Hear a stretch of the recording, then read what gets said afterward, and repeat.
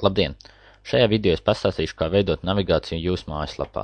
Tātad šī ir navigācijas sadaļa, kurā mēs redzam dažādas sadaļas, uz kurām uzspiežot virsū mums atverās teksti, mainās saturs. Dažām sadaļām ir arī apakšsadaļas, šādi.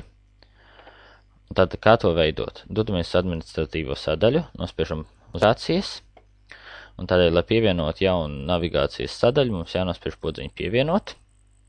Jāieraksta nosaukums un jānorāda dokuments, kuru mēs piesaistam šai, piemēram šo. Un nospiežam podziņu pievienot, dodamies atpakaļ vizuālo sadaļu, pārlādējam lapu un redzam, ka mums navigācijas beigās ir pievienota jauna sadaļa, uz kuras uzspiežot virsū mums atverās teksts un tas saturs. Tātad, ko mēs vēl varam mainīt tajā? Mēs varam novietot jauno sadaļu citā pozīcijā, nevis tikai pašās beigās. Ar to tam nozīme ir kartes numuram. Atversim vaļā un nomainīsim kartes numuru pret kādu citu. 35, piemēram. Nospiežam mainīt. Redzam, ka mūsu sadaļa tagad atrodas starp 30 un 50 šīm sadaļām pa vidu. Dodamies uz vizuālo sadaļu, pārlādējam lapu un redzam, ka jaunā sadaļa pavirzīsies uz augšu.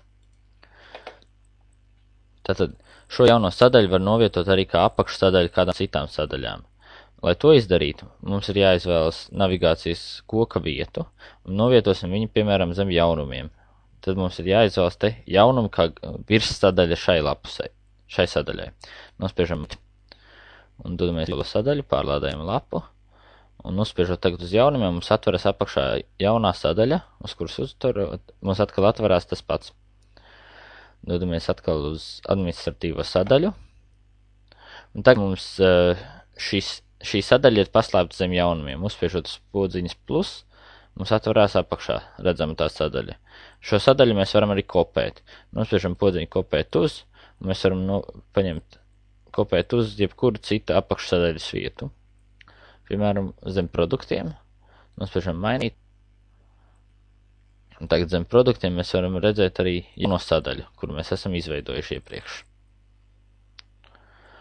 Lai izdēstu sadaļu, mums atkal jāatver šī sadaļa vaļā un jānospiež podziņu dzēst šo sadaļu. Nospiežam OK. Un tā ir pazudusi. Un jaunums tagad ir tikai viena pati sadaļa bez apakšsadaļas. Ja mēs vēlamies, lai ielādējot lapu sākumā atvērtos kādu citu sadaļu, mums jādodas administratīvo sadaļu. Un jāizvēlas cita sadaļa kā galvenā. Ieliekam ķeksīti pie vietas blakus galvenā. Nospiežam mainīt. Un vienlaicīgi noņemam arī galveno no iepriekšējās sadaļas.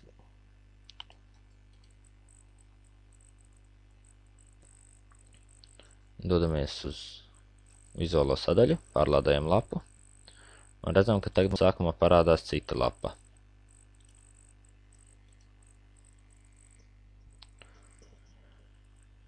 Bet, ja mēs vēlamies kādu sadaļu padarīt uz laiku neredzamu, mums jāizvēlas šī sadaļa un jānoņem ķeksītis no aktīvas. Nospiežam mainīt. Dodamies vizuālo sadaļu, pārlādējam lapu un redzam, ka šī sadaļa nav redzama. Lai arī administratīvajā vidē viņi vēl ir redzami, tikai ikoniņi tāda pelēcīga. Tas arī būtu viss par sadaļu veidošanu. Paldies!